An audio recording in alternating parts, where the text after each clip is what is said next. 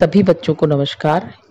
बच्चों, आज आपका जो सेकंड पेपर है अंतर्राष्ट्रीय संबंध, उसका जो द्वितीय चैप्टर है अंतर्राष्ट्रीय संबंध के अध्ययन के उपागम, व्यवस्था उपागम एवं मार्क्सवादी उपागम। तो मैं आपको व्यवस्था उपागम के बारे में बात करूंगी। जैसा कि आपको पता है कि जनरल सिस्टम थ्योरी और सिस्टम थ्योरी और उपव्यवस्था सिद्धांत आदि ने अंतर्राष्ट्रीय राजनीति में सिद्धांतीकरण के क्षेत्र में महत्वपूर्ण योगदान दिया है। आपको पता है कि अंतर्राष्ट्रीय राजनीति में व्यवस्था सिद्धांत जो है वो व्यवहारवादी क्रांति ने दिया है, या हम ये कह सकते हैं कि ये व्यवहारवादी क्रांति की उपज है। द्वितीय विश्व युद्ध के बाद विद्वानों ने सामाजिक विज्ञानों में अंतः अनुशासनात्मक एकीकरण पर बल दिया और यही धारणा सामान्य व्यवस्था सिद्धांत की उपज का कारण थी। इस दृष्टिकोण के प्रतिपादकों का कहना है कि ज्ञान विज्ञान को विभिन्न विषयों में कठोरता के साथ विभाजित कर दिया गया था, जिसके परिणाम स्वरूप ज्ञान के विभिन्न क्षेत्रों में तो एक दूसरे के साथ आदान प्रदान की क्रिया रुक ही गई थी, ज्ञान के प्रत्येक विशिष्ट क्षेत्र की प्रगति में भी बाधा आ रही थी। यह स्थिति उत्पन्न हो गई थी कि एक विज्ञान में होने वाले विकास की सहायता से दूसरे विज्ञानों की उसी प्रकार की समस्याओं को समझ पाना संभव नहीं रह गया था। अतः विद्वानों का विचार था कि हमारे अध्ययन और शोध में एक ऐसा सामान्य ढांचा होना चाहिए जिसमें विभिन्न अनुशासनों से प्राप्त ज्ञान को सार्थक ढंग से संगठित किया जा सके। इस प्रकार व्यवस्था सिद्धांत एक ऐसे आंदोलन का परिचायक बन गया जिसका ध्येय विज्ञान और वैज्ञानिक विश्लेषण का एकीकरण करना है। एक ऐसे व्यापक सिद्धांत की खोज करना है जिसकी सहायता से प्रत्येक विज्ञान को अपनी समस्याएं अधिक अच्छी तरह समझने में सहायता मिल सके। आज मैं आपको मार्टिन कैप्लिन का अंतर्राष्ट्रीय राजनीतिक व्यवस्था सिद्धांत पढ़ाऊंगी। अंतर्राष्ट्रीय क्षेत्र में व्यवस्था उपागम को लोकप्रिय करने के लिए मार्टिन कैप्लिन का विशेष हाथ है। शक्ति राजनीति की धारणा को स्वीकार करते हुए उन्होंने अंतर्राष्ट्रीय राजनीतिक व्यवस्था की कुछ विशिष्ट आत्मनियामक विशेषताएं बताई है। कैप्लिन का अंतर्राष्ट्रीय व्यवस्था दृष्टिकोण कई सैद्धांतिक मान्यताओं पर आधारित है। पहली मान्यता उनकी ये है कि अंतर्राष्ट्रीय राजनीतिक पद्धति के अंतर्गत व्यवहारों के कुछ विशिष्ट और रिपीटेबल समुच्चय का अस्तित्व है। दूसरी मान्यता ये है कि ये व्यवहार समुच्चय का रूप इसलिए धारण करते हैं कि समुच्चय के विभिन्न तत्वों में घनिष्ठ आंतरिक संबंध होता है और इनसे अंतर्राष्ट्रीय एवं राष्ट्रीय आवश्यकताओं के समान रूप से पूर्ति होती है। और तीसरी मान्यता ये है कि अंतर्राष्ट्रीय व्यवहारों के समुच्चय अंतर्राष्ट्रीय राजनीति में भाग लेने वाले लोगों और संस्थाओं के चरित्र और उनकी विशेषताओं को प्रतिबिंबित करने के साथ उनके द्वारा संपादित किए जाने वाले कार्यों की विशेषताओं को भी प्रतिबंधित करते हैं। चौथी मान्यता यह है कि अंतर्राष्ट्रीय व्यवहार कई तत्वों जैसे सैनिक, आर्थिक क्षमता, संचार और सूचना, तकनीकी परिवर्तन, जनसांख्यिकीय परिवर्तन आदि तत्वों से संबद्ध रहते हैं और इनके संबंधों को दर्शाया जा सकता है। कैप्लिन का कहना है कि राजनीतिक व्यवस्था को अक्षुण्ण रखने के लिए शारीरिक बल कम से कम आखिरी उपाय के तौर पर काम में लिया जाना चाहिए। इन मान्यताओं के आधार पर कैप्लिन ने अंतर्राष्ट्रीय राजनीतिक व्यवस्था के विभिन्न प्रतिमानों की कल्पना की है। उनका विश्वास है कि इन मॉडल्स का व्यवहारवादी विश्लेषण संभव है तथा इनकी विशिष्ट आधार वाक्यों की जांच की जा सकती है। कैप्लिन ने अंतर्राष्ट्रीय राजनीतिक व्यवस्था में 6 प्रतिमानों की कल्पना की है। पहला शक्ति संतुलन व्यवस्था, दूसरा शिथिल द्विध्रुवीय व्यवस्था, तीसरा दृढ़ द्विध्रुवीय व्यवस्था, चौथा विश्वव्यापी अंतर्राष्ट्रीय व्यवस्था, पांचवा सोपानीय अंतर्राष्ट्रीय व्यवस्था और छठा है इकाई वीटो अंतर्राष्ट्रीय व्यवस्था। सबसे पहले अपन लेंगे शक्ति संतुलन व्यवस्था। शक्ति संतुलन की व्यवस्था जो है वो 18वीं और 19वीं सदी में प्रचलित शक्ति संतुलन सिद्धांत से मिलती जुलती है। इसमें राजनीतिक उपपद्धति का अभाव होता है। इसमें दो प्रकार के कार्यकर्ता होते हैं, एक तो आवश्यक कार्यकर्ता और एक अन्य लघु कार्यकर्ता। यानी आवश्यक कार्यकर्ता का मतलब ये है कि जैसे अमेरिका, रूस, जो बड़े राष्ट्र है, अमेरिका है, रूस है, फ्रांस है, ब्रिटेन, चीन आदि है, और जो छोटे लघु कार्यकर्ता है उसमें जो छोटे राष्ट्र है उनको शामिल किया जाता है। कैप्लिन कहते हैं कि शक्ति संतुलन व्यवस्था के 6 अपरिहार्य नियम होते हैं। पहला, प्रत्येक आवश्यक कार्यकर्ता को अपनी क्षमता बढ़ानी चाहिए, परंतु युद्ध करने की एक बजाय समझौते का सहारा लेना चाहिए। यानी कि युद्ध जो है वो अंतिम विकल्प होना चाहिए। दूसरी, यदि समझौते के कारण अपनी क्षमता बढ़ाना कठिन हो तो युद्ध का सहारा लेना चाहिए। तीसरी, किसी आवश्यक कार्यकर्ता को समाप्त करने के बजाय युद्ध बंद कर देना ज्यादा अच्छा है। चौथी, अंतर्राष्ट्रीय व्यवस्था के भीतर यदि कोई विशेष कर्ता या कर्ताओं का कोई विशेष संविध आधिपत्य स्थापित करना चाहे या उसमें सफलता प्राप्त करे तो उसका विरोध करे। पांचवी है, यदि कोई कर्ता या कर्ताओं का समूह अधिराष्ट्र सिद्धांत का पोषण करे तो उसे वैसा न करने को बाध्य करना चाहिए। और छठी है, पराजित या अवरुद्ध आवश्यक राष्ट्रीय कार्यकर्ताओं को व्यवस्था में फिर से प्रवेश कर देना चाहिए। सभी आवश्यक कार्यकर्ताओं को सहयोगी मानना चाहिए। शक्ति संतुलन वाली अंतर्राष्ट्रीय व्यवस्था के पहले 2 नियमों से स्पष्ट होता है कि अंतर्राष्ट्रीय सामाजिक पद्धति के अंतर्गत किसी राजनीतिक उप पद्धति का अस्तित्व नहीं है। इसलिए आवश्यक राष्ट्रीय कार्यकर्ताओं को अपनी सुरक्षा के लिए अपने सहयोगियों पर निर्भर रहना पड़ता है, अथवा उनसे सदा इतनी क्षमता होनी चाहिए कि वे अपनी सुरक्षा स्वयं कर सके। तीसरे से नियम से यह प्रकट होता है कि आवश्यककर्ता अंतर्राष्ट्रीय क्षेत्र में एक सीमा के बाहर भूमिका अदा कर सकते हैं, क्योंकि यह उनके राष्ट्रीय हितों और राष्ट्रीयता के सिद्धांत के प्रतिकूल होगा। चौथी और पांचवी नियमों से यह प्रतिबंधित होता है कि यदि कोई आवश्यक कार्यकर्ता या कर्ताओं के समूह द्वारा अंतर्राष्ट्रीय क्षेत्र में आधिपत्य कायम किया जाता है तो वह दूसरे राष्ट्रीय कर्ताओं के समूह के लिए खतरनाक साबित होता है। छठे नियम से यह प्रतीत होता है कि अंतर्राष्ट्रीय राजनीतिक व्यवस्था की सदस्यता उन व्यवहारों पर निर्भर करती है जो व्यवहार शक्ति संतुलन व्यवस्था के नियमों के अनुकूल है। यदि आवश्यक कार्यकर्ताओं की संख्या घट भी जाए तो शक्ति संतुलन वाली अंतर्राष्ट्रीय व्यवस्था में अस्थायित्व आ जाएगा। यदि शक्ति संतुलन व्यवस्था अस्थायित्व हो जाती है तो यह निश्चय ही एक भिन्न व्यवस्था में परिवर्तित हो जाएगी। इसलिए अस्थायित्व को प्रकट करने वाले सीमा चिन्ह के ऊपर आवश्यककर्ताओं की संख्या को स्थिर रखना इस व्यवस्था के स्थायित्व की एक महत्वपूर्ण शर्त होती है।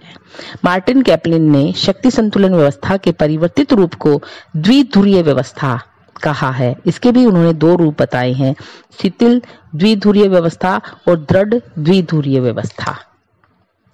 तीसरी बात इन्होंने जो कही है इसमें है जो शिथिल द्विध्रुवीय व्यवस्था, उसके बारे में इन्होंने बताया है कि शक्ति संतुलन वाली व्यवस्था की व्यवहार में स्थापना नहीं हो सकी। उसके स्थान पर काफी समय तक विश्व राजनीति में अस्थिरता रहने के बाद शिथिल द्विध्रुवीय व्यवस्था अस्तित्व में आई। द्वितीय विश्व युद्ध के बाद स्थापित शक्ति संतुलन की व्यवस्था धीरे धीरे शिथिल द्विध्रुवीय व्यवस्था बनती गई। इनमें 2 महाशक्तियों के चारों ओर लघु शक्तियों और निर्गुट राज्यों का समूह घिरा रहा है, और जिनमें निर्गुट राज्यों का एक गुट सा होने के कारण 2 बड़ी शक्तियों की शक्ति शिथिल बनी रहती है। ये व्यवस्था शक्ति संतुलन व्यवस्था से कई अर्थों में भिन्न है। जैसे प्रथम, शक्ति संतुलन व्यवस्था में संतुलन की भूमिका मूलतः विभिन्न राष्ट्रों को एकीकृत करने की भूमिका थी, क्योंकि इसके अंतर्गत किसी भी गुट को आधिपत्य जमाने से रोका जाता था। इसके विपरीत शिथिल द्विध्रुवीय व्यवस्था में एकीकरण की भूमिका वस्तुतः समझौते कराने की भूमिका है। इस भूमिका को अदा करने वाला कर्ता, जैसे कोई भी निर्गुट राष्ट्र हो, किसी गुट का सदस्य न होकर प्रतियोगी गुटों में समझौता कराने की भूमिका अदा करता है। द्वितीय, शिथिल द्विध्रुवीय व्यवस्था में हर गुट का एक प्रधान कार्यकर्ता होता है, जबकि शक्ति संतुलन व्यवस्था में संतुलनकर्ता उत्पन्न हो जाता है। तीसरा, शिथिल द्विध्रुवीय व्यवस्था में कई प्रकार के कर्ता होते हैं, जैसे गुटीय कर्ता यानी अमेरिका और रूस, गैर सदस्यकर्ता यानी निर्गुट राष्ट्र, सार्वभौमिक कर्ता यानी कि संयुक्त राष्ट्र संघ। जबकि शक्ति संतुलन वाली व्यवस्था में आवश्यक राष्ट्रीय कर्ताओं को ही प्रभावकारी की भूमिका होती है। तीसरी बात जो है वो है दृढ़ द्विध्रुवीय व्यवस्था।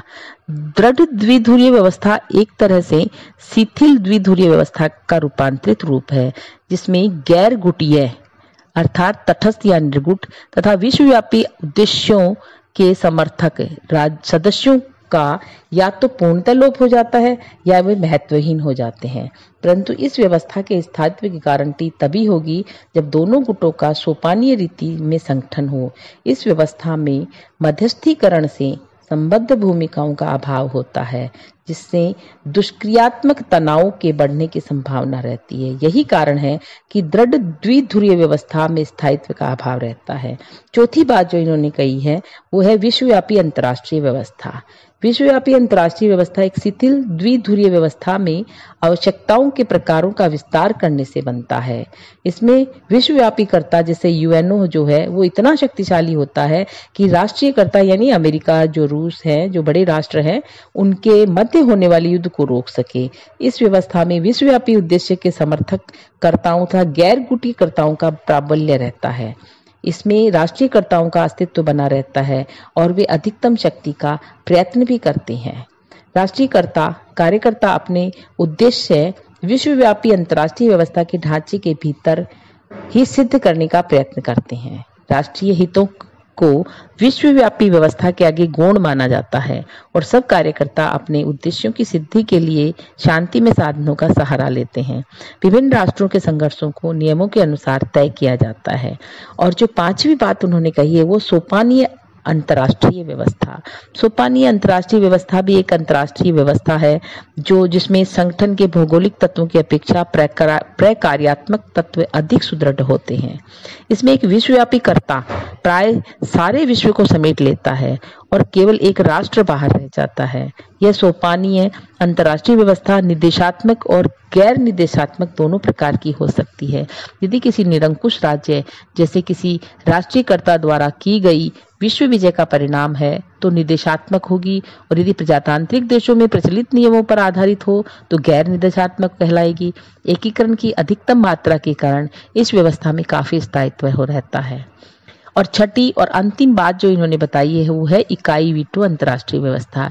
इकाई वीटो अंतर्राष्ट्रीय व्यवस्था का सार ये है कि हर राज्य के पास अपने विरोधी को नष्ट करने की क्षमता रहती है। इसमें सभी कर्ताओं की क्षमता लगभग समान होती है। यदि एक कर्ता दूसरे पर आक्रमण कर विजय प्राप्त करना चाहता है तो भी उसे नष्ट किया जा सकता है। इस व्यवस्था में सभी कर्ता अपनी सुरक्षा के लिए अपनी सामर्थ्य पर निर्भर करते हैं। यह व्यवस्था पारस्परिक धमकी पर आधारित है, इसलिए इस व्यवस्था में दुष्क्रियात्मक तनाव अधिक होते हैं। इकाई वीटो व्यवस्था तभी स्थायी रह सकती है जब सारे कर्ता धमकियों का मुकाबला करने को तैयार रहते हो। इसमें स्वयं को नष्ट करने का खतरा रहता है। ऐसी व्यवस्था तभी स्थापित हो सकती है जबकि सब कर्ताओं के पास इस तरह के हथियार हो जिनसे प्रत्येक कर्ता दूसरे को नष्ट करने में समर्थ हो सके। बच्चों, अब मैं आपको कैप्लिन का जो अंतर्राष्ट्रीय राजनीति व्यवस्था का जो सिद्धांत इन्होंने दिया है इसका मूल्यांकन कर रही हूँ। कैप्लिन के व्यवस्था निकाय सिद्धांत की प्रशंसा के बजाय आलोचना अधिक हुई है। कई तर्कों के आधार पर आलोचक इनकी आलोचना करते हैं। पहला है कैप्लिन द्वारा अंतर्राष्ट्रीय राजनीति का 6 प्रतिमानों में विभाजित वस्तुतः एक प्रकार से मनमाना बंटवारा है। इस प्रकार से तो कोई भी व्यक्ति प्रतिमानों की संख्या अन्य प्रतिमानों की संख्या अन्य विश्लेषणात्मक ढांचे में कम ज्यादा कर सकता है। दूसरी बात, कैप्लिन ने अंतर्राष्ट्रीय व्यवस्था के 6 प्रतिमानों को 2 भिन्न कसौटियों के आधार पर अलग अलग वर्गों में बांटा है। पहली कसौटी यथार्थवादी है और दूसरी शक्ति संतुलन व्यवस्था और शिथिल द्विध्रुवीय व्यवस्था वास्तविक प्रतिमानों की श्रेणी में आती है। दूसरी कसौटी आदर्शवादी या यूरोपियन है, जिनके आधार पर अन्य 4 प्रतिमान संभव प्रतिमानों की श्रेणी में आते हैं। इन संभव प्रतिमानों के आधार पर कैप्लिन ने भविष्य में अंतर्राष्ट्रीय व्यवस्था का एक सामान्य सिद्धांत बनाने का प्रयत्न किया है, जबकि भविष्य की संभावनाएं व्यक्त करना अत्यंत कठिन है और यह कोरा आदर्श मात्र है। तीसरी जो आलोचना है उसमें कैप्लिन की यह मान्यता है कि इन अंतर्राष्ट्रीय व्यवस्थाओं में क्रमशः पहले से छठे की ओर चलने की प्रवृत्ति दिखाई देती है। शक्ति संतुलन व्यवस्था आगे चलकर शिथिल द्विध्रुवीय व्यवस्था में परिवर्तित हो जाती है और शिथिल द्विध्रुवीय व्यवस्था दृढ़ द्विध्रुवीय व्यवस्था में और फिर सोपानीय और विश्व व्यवस्था में बदल जाती है। इस प्रकार कैप्लिन प्रक्रिया निकाय सिद्धांत अपनाता है, किंतु यह आवश्यक नहीं है कि कैप्लिन के सिद्धांत के अनुसार ही अंतर्राष्ट्रीय व्यवस्था एक दूसरे के प्रतिमान में बदली जाती हो। चौथी बात इन्होंने कही कि कैप्लिन की मान्यता है कि शिथिल द्विध्रुवीय व्यवस्था जो है उसमें जो परिवर्तन होगा वह दृढ़ द्विध्रुवीय व्यवस्था में होगा, जबकि अंतर्राष्ट्रीय राजनीति के उभरते स्वरूपों को देखते हुए ऐसा लगता है कि शिथिल द्विध्रुवीय व्यवस्था का रूपांतरण बहुध्रुवीय व्यवस्था में होना चाहिए। पांचवी बात जो इन्होंने कही है आलोचकों ने, कैप्लिन यह मानता है कि विश्वव्यापी अंतर्राष्ट्रीय व्यवस्था सोपानीय अंतर्राष्ट्रीय व्यवस्था में बदल जाएगी, जिनमें सिर्फ एक राष्ट्र सार्वभौमिकता के रूप में रह जाएगा। ऐसा परिवर्तन साम्राज्यवाद और उपनिवेशवाद के पुनर्जीवित हो जाने पर ही संभव है। ऐसी व्यवस्था में सभी राष्ट्र व्यवहारिक रूप से एक शक्तिशाली राष्ट्र के नेतृत्व में आ जाएंगे। खाड़ी युद्ध के बाद अमेरिका के नेतृत्व में एक ध्रुवीय विश्व व्यवस्था के उदय की संभावना बढ़ती जा रही है। संयुक्त राष्ट्र संघ, विश्व बैंक और अन्य संस्थाओं में अमेरिकी वर्चस्व बढ़ा है। छठी बात यह है कि जब आलोचकों ने इनकी आलोचना की तो कहा कि कैप्लिन की योजना में छठी और अंतर्राष्ट्रीय व्यवस्था इकाई वीटो व्यवस्था है, जिसमें इस प्रकार के घातक अस्त्रों का अस्तित्व होगा। कोई भी राष्ट्र स्वयं नष्ट होने से पहले दूसरों को नष्ट करने में समर्थ होगा। यह एक ऐसी व्यवस्था होगी जिसमें प्रत्येक राज्य के पास मानव निषेधाधिकार होगा, अर्थात स्वयं का वीटो होगा। और अंतिम बात इन्होंने ये कही है आलोचना करते हुए कि कैप्लिन की इन 6 प्रतिमानों वाली योजना में उन तत्वों पर विचार नहीं किया गया है जो राष्ट्रों के व्यवहार का पैमाना तय करते हैं। राज्यों के व्यवहार का अध्ययन करने वाले किसी भी सिद्धांत में उन गतिशील तत्वों का अध्ययन आवश्यक है जो उनको प्रभावित करते हैं। कैप्लिन राष्ट्रीय हित की अवधारणा पर तो बल देते हैं, उसने इन तथ्यों की उपेक्षा कर दी है कि राष्ट्रीय हित बनते कैसे हैं और ये राज्यों के सामूहिक व्यवहार को कैसे प्रभावित करते हैं। बच्चों, अब मैं कल आपको मार्क्सवादी उपागम जो है उसको पढ़ाऊंगी। धन्यवाद।